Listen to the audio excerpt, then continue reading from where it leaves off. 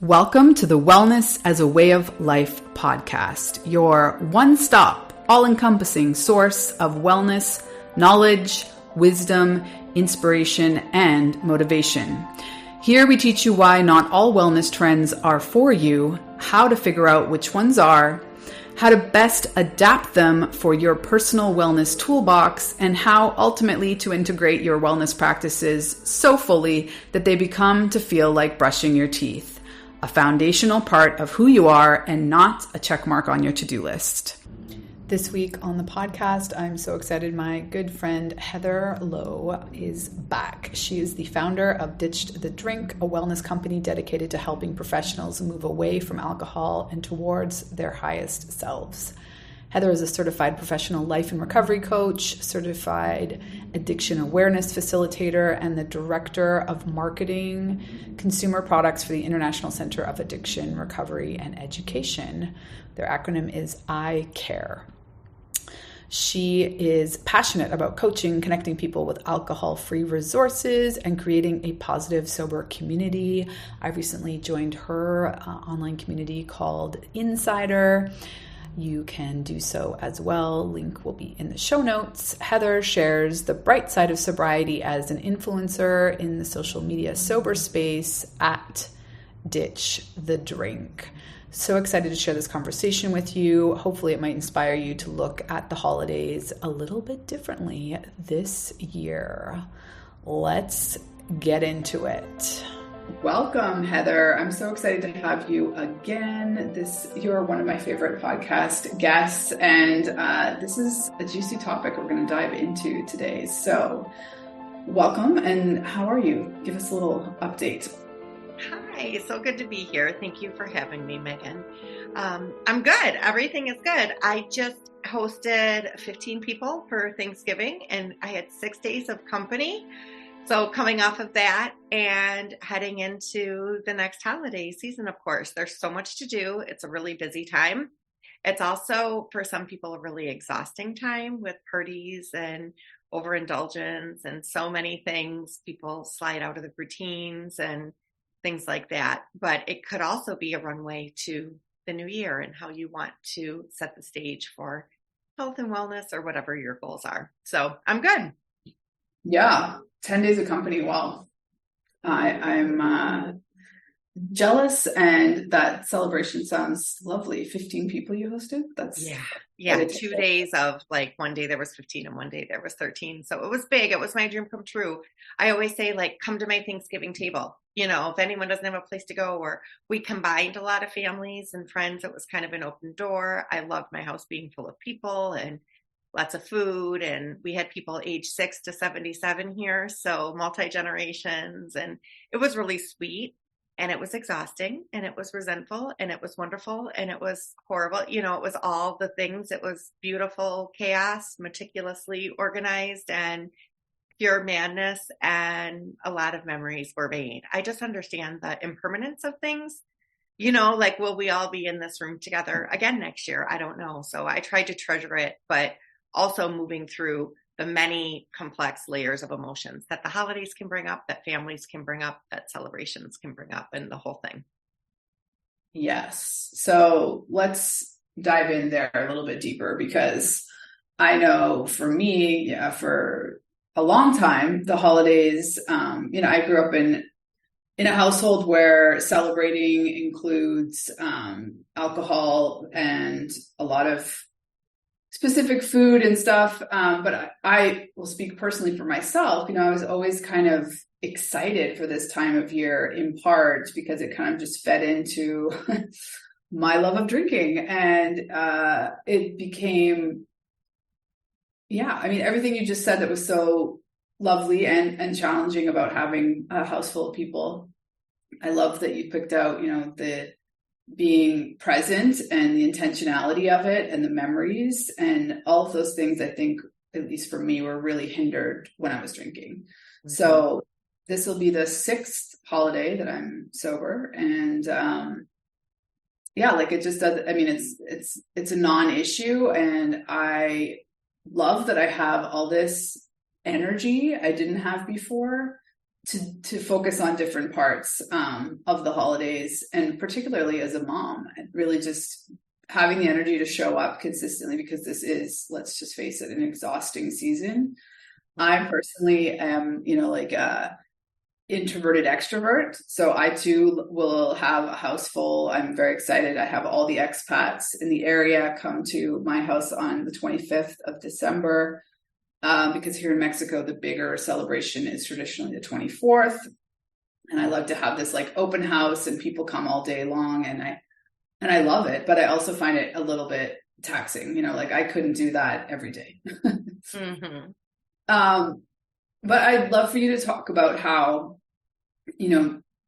what's changed for you in celebrating these big holidays, these family gatherings, and how you look at them differently now that you're sober. And are you the only one that's sober in this group of people? Mm-hmm. Yeah, such great insight. Yeah, so let's talk about first, before I quit drinking, what it looked like. So I was born and raised in Wisconsin. My parents met in a beer tent. I met my husband in a bar. It's a huge, huge drinking culture. I knew nothing different. Alcohol was part of not just every celebration, but everything, every day, and continues to be in a lot of ways, I think. So it was definitely part of my celebrating and visiting and festivities and parties and gatherings. Alcohol was always included, and I always loved it. And I'm going to say that in quotes because I thought I loved it. I thought I loved it at first sip because it seemed to hit it seemed to turn down the insecurities in my brain. Maybe it made it easier when I started drinking and then going to parties in high school. It made it easier to have this liquid courage, to walk into maybe an upperclassman party where I wasn't exactly invited, but sneaking myself in there anyways. It made it easier to talk to boys. It made it easier.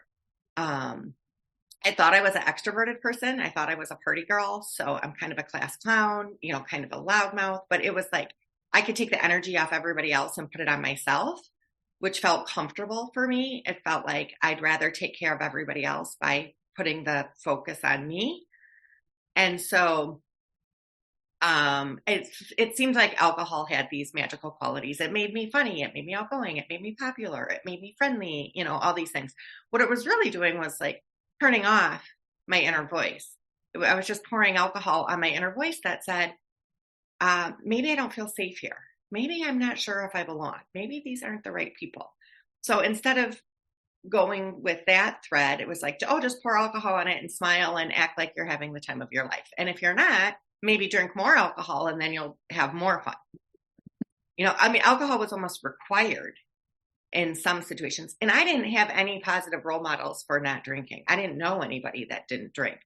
The very few people that did were like their hand was slapped because they were bad drinkers. So now they had to sit in the corner and be sad and not join in on festivities. Mm-hmm. So that was how alcohol was for me growing up. And that's what I knew. So I went through the holidays exhausted because, like you said, like we're adding a really big to-do list on our already big to-do list, especially as a mom.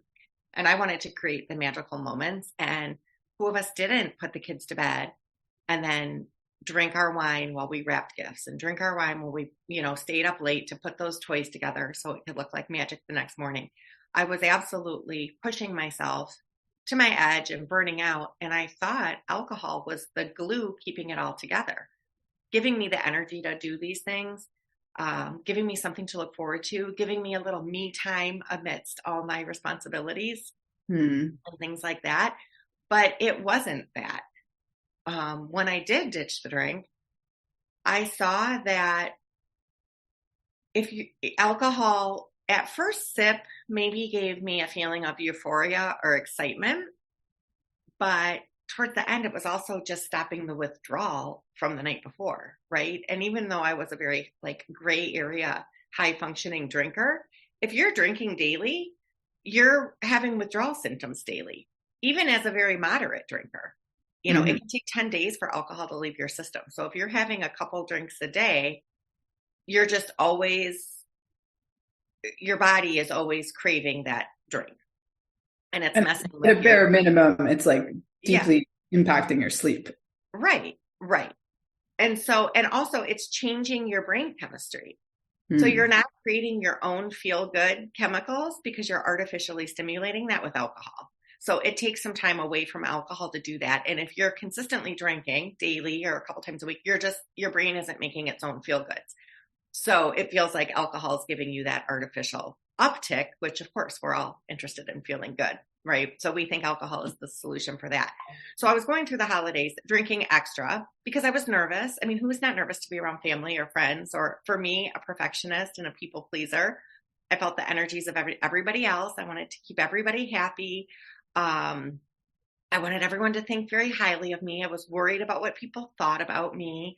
I had my own insecurities, like I said. So I just kept drinking. I drank through it. And I would wake up completely exhausted and just do it all over again. Drag my family to the parties, one foot in front of the other like a robot doing what needs to be done. Bring the dish to pass, bring the thank you card, get the, wrapping or whatever needed to be done. And then I ended the season completely exhausted, probably like a lot of people do, maybe considering a dry January to try to heal from all the damage that they did during the holiday season with the overindulgence, with prioritizing drinking instead of maybe some other habits like taking a walk or journaling and tuning in or doing your meditation or staying with a healthy diet, eating foods that make you feel good.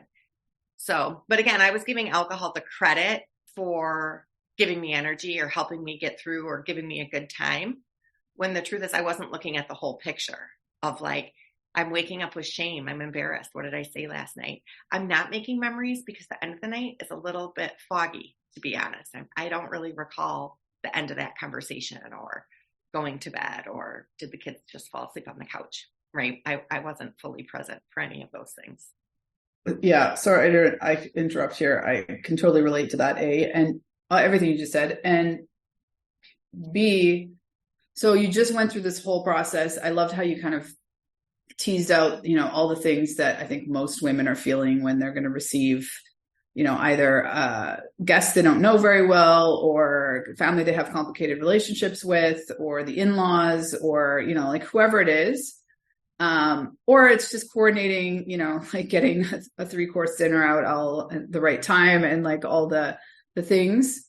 So what do you do now? You kind of just dropped a few ideas, but in those moments, when all those people are in your house and traditionally you would have, calmed the nervousness or the discomfort or the drama. Ironically, we comfort drama with alcohol, obviously. Kind of topical. Inevitably it'll escalate, right? But what are you doing in those moments now when you're hosting these things that, obviously I'm going to pull that quote that you thought alcohol was the glue holding everything together, because I think that's like it's powerful, and I think it's a really common way of framing it. Mm-hmm. Absolutely. Yeah. So what's your glue now? So it is like, I would describe it like this. And I actually just felt that way over Thanksgiving. It feels like you're playing a game of whack-a-mole while doing the most complicated math equation in your head, right? Like I'm trying to figure out timing for what needs to go in the oven at what temperature for how long and all the different dishes. Meanwhile, everyone in my house is like, Mom, Heather, Mom, right? Like, we need more toilet paper. Can I borrow a sweater? Come help me with my makeup. Somebody's at the door. Oh, you got a package. Where's the breadcrumbs? Like, you're like, yeah. So it's, it can be a high stress time. But even in advance, what I did differently, like this year, let's say, and it's a continual process. It's a continual learning. And it's a continual relationship that I'm journeying with myself. Ditching the drink was just the start of this. It was just clearing the way for me to start to listen to myself and hear myself. And you know what? I have some thoughts that are unpleasant.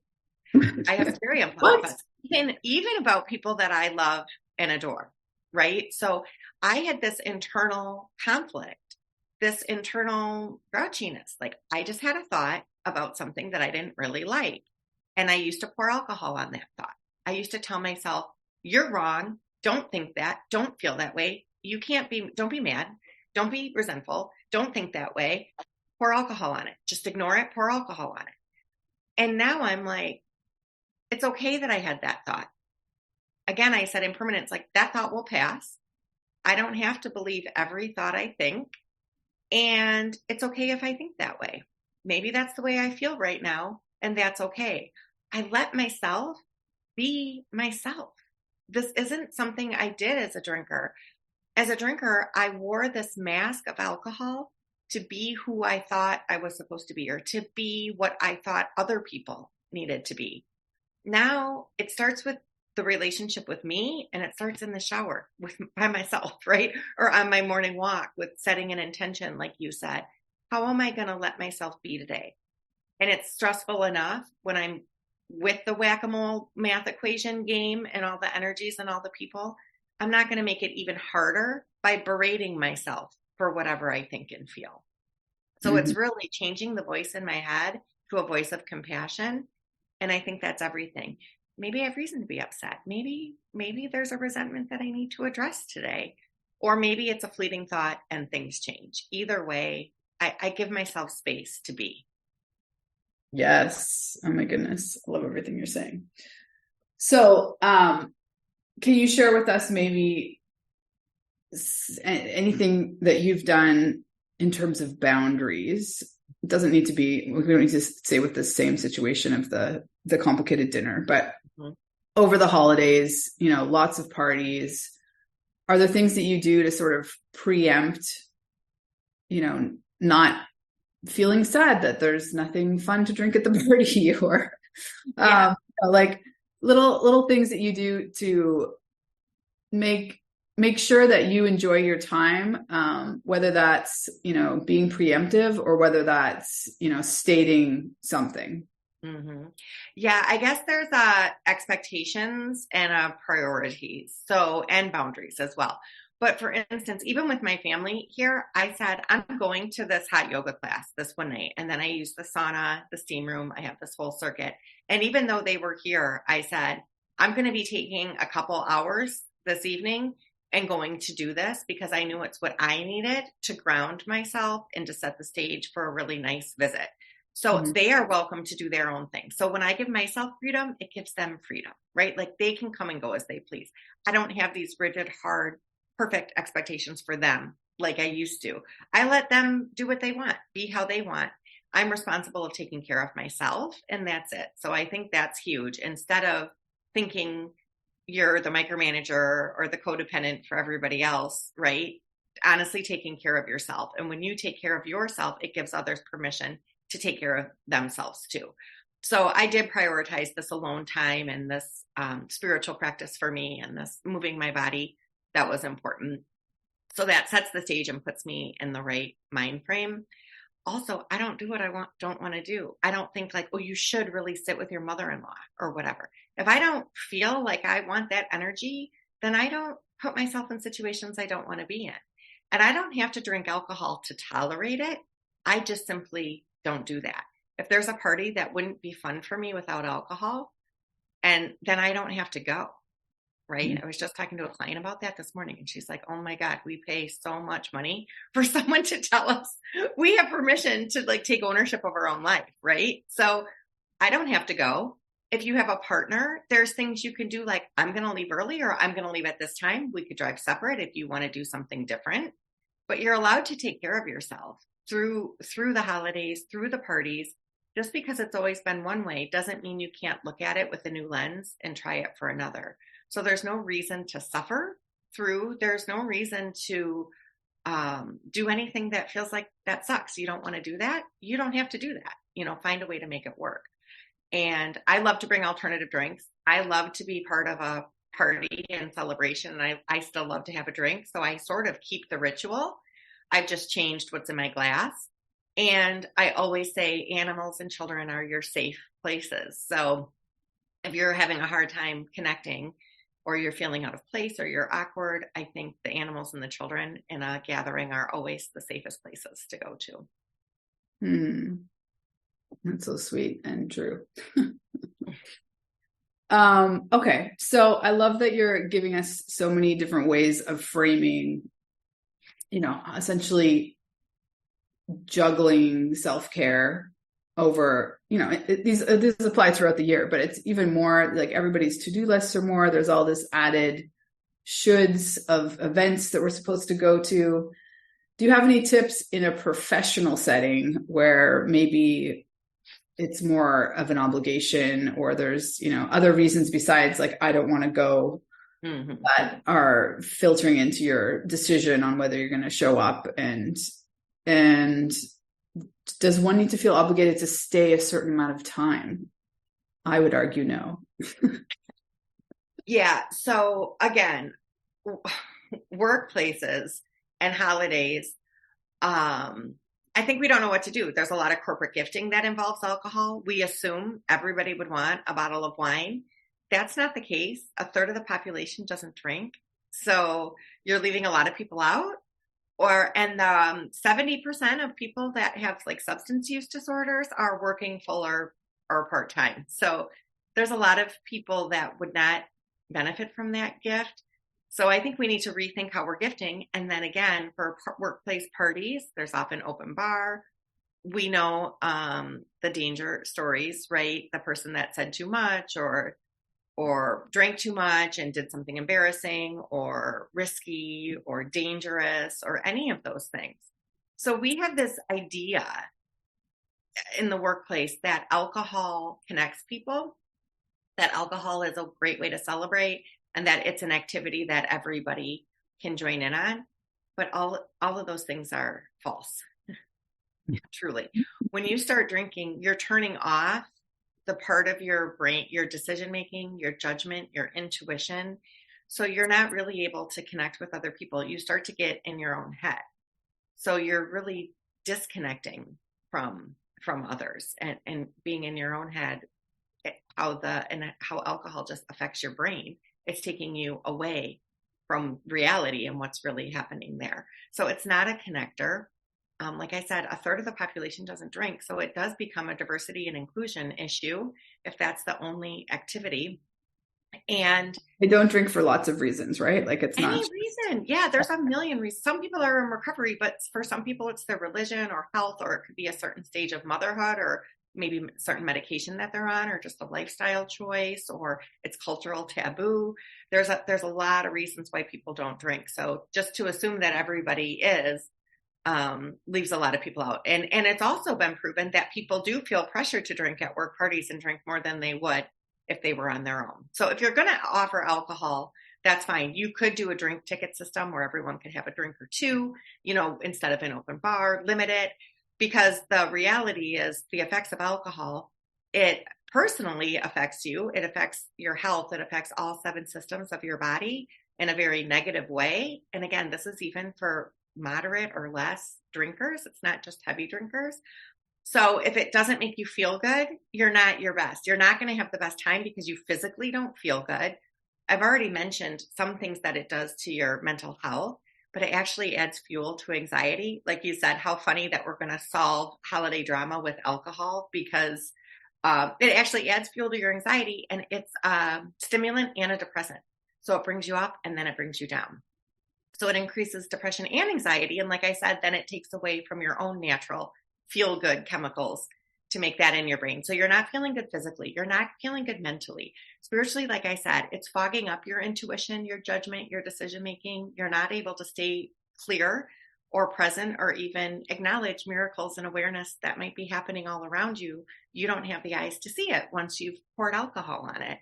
So if you're not feeling your best, it's just like a personal outcome. And then, of course, there might be the guilt and shame from if you said something you didn't mean, you lost a little inhibition, you embarrassed yourself, maybe you drove home. That's a dangerous choice, right? There's all those things, negative consequences. But then in the workplace, alcohol increases absenteeism, sexual harassment, accidents. So there's all these workplace negative effects too. So we're using alcohol to bond and celebrate, but what the facts of what alcohol does is actually increases a lot of liability and takes away from the bottom line, which is probably the last thing that you want at the end of the year and during the holidays. So I think it's just taking a realistic look at alcohol and at how it's affecting you personally, or how it's affecting your family, or how it's affecting your organization, and putting those things together. So the surprise is when you're alcohol free, you're having the best time of your life because you physically feel good. Your happiness chemicals have kicked in. You're present and available. You're acting in alignment with your values. You can get up and dance, right? Like because you're in alignment with yourself. You're not going to feel shame later or embarrassed because you know you're acting with your whole heart and your whole self. So you can have a better time. You have more energy. I often sometimes I stay out later, sometimes I go to bed early, but when I'm having a good time, I have all the energy in the world to keep going, right? And so you can have a lot of fun when you're alcohol free. And that really has been the biggest surprise to me on my sober journey. I'm over here nodding. I realize we're recording. It's all mostly audio, but yes, I feel exactly the same way. I love that you really honed in on how it affects your intuition, your innate sense of joy, your capabilities of creating your own happy chemicals. And I think for me, it's just allowed me, of course, it's somewhat coincided with having children, but all these things that are, just the small things about this time of year that are so beautiful and help us connect, the memories that, I thought were silly as an adult to enjoy, that maybe not less important, but, that I graduated from that stage of this part of the year. And, I'm just enjoying it so much more. Little things like, Christmas music, or the tradition of making your own wreath, baking cookies with the kids. Like there's just so many things that I'm so grateful that I'm fully present for, and everything that you just said about, how much better you can show up more consistently, and just enjoy yourself in a way that you're kind of kidding yourself that you were before, or at least that was my experience. Definitely. I love that you've mentioned that. And as children, we didn't need alcohol for the excitement of, let's say, Christmas, if that's something you celebrate. Like the anticipation of Santa coming was enough. Eating cookies and drinking cocoa was enough excitement. You wouldn't add alcohol to that for more, right? The alcohol would take away. And you can see that if you think about a 7-year-old child, how that would take away and be sad. It's the same for an adult. And you're missing the simple joys, like you said, when you're dumbing yourself down and numbing yourself out. You might be numbing the pain a little bit, but you're also numbing the joy. And to be alive is to experience the whole spectrum of emotion and feeling. So really, you don't want to numb any of it. I just got goosebumps. It's amazing. I love it.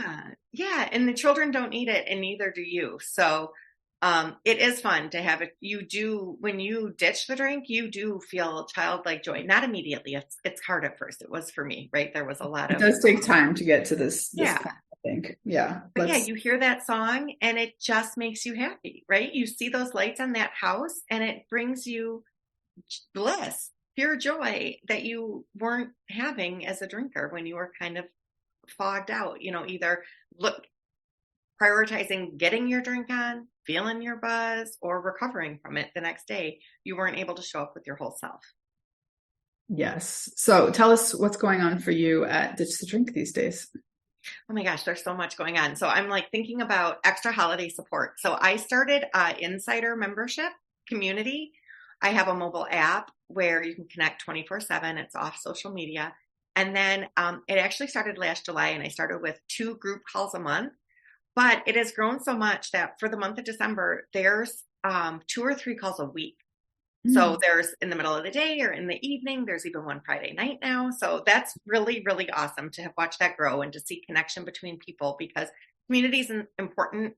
And if you are ditching the drink, you need other people that get it. It is hard to do on your own. And it's wonderful to have a group of people that you can get resources and support and cheerleading and accountability and all that good stuff. So I'm really excited about my growing insider membership.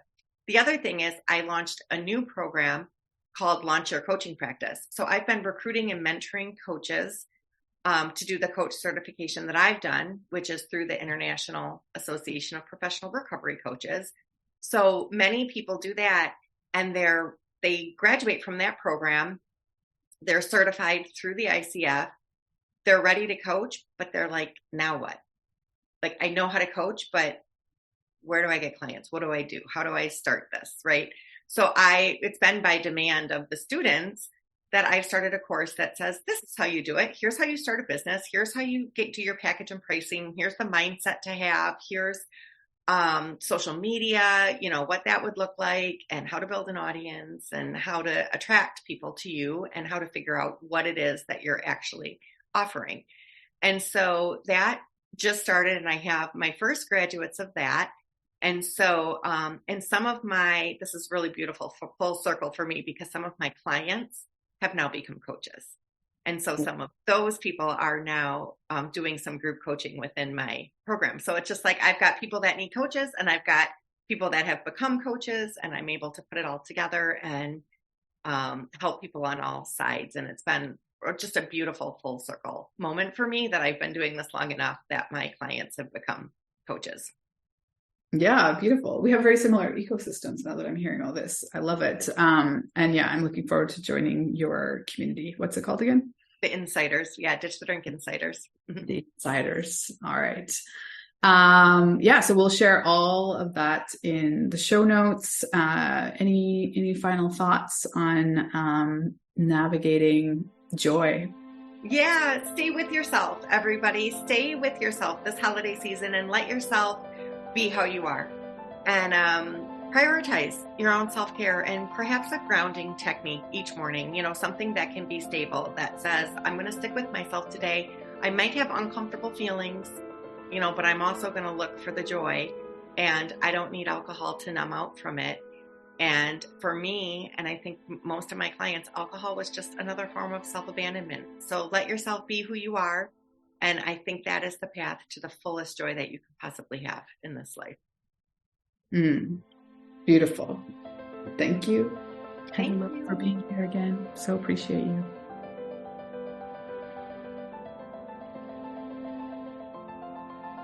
Thanks again for listening. If you haven't already, I highly recommend that you listen to the episode I did with Professor Barbara Sanroman. She and I are embarking on a new adventure, everything leadership, self-leadership, and wellness. We are calling it Elevate and Lead. It is an 8-month, 8-session program, a strategic leadership development program for women to optimize their capacity, a comprehensive approach to elevating executive leadership in corporate spaces. Training and retaining high-quality female talent is paramount to the future success of any company.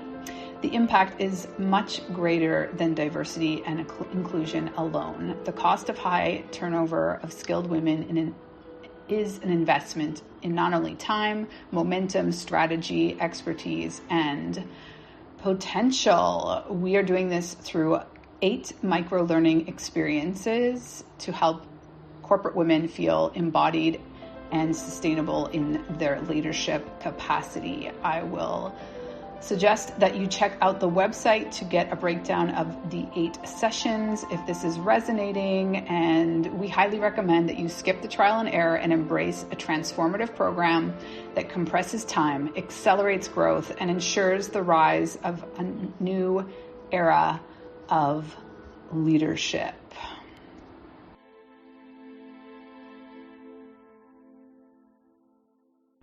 Hey there, one last thing I wanted to share with you. If you're enjoying this podcast, it would mean so much to me if you could rate and review it on your favorite podcast platform.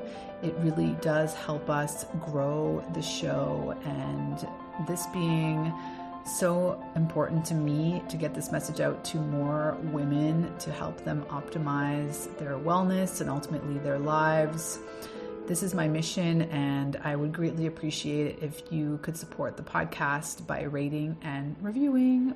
Thanks in advance. Have a good one.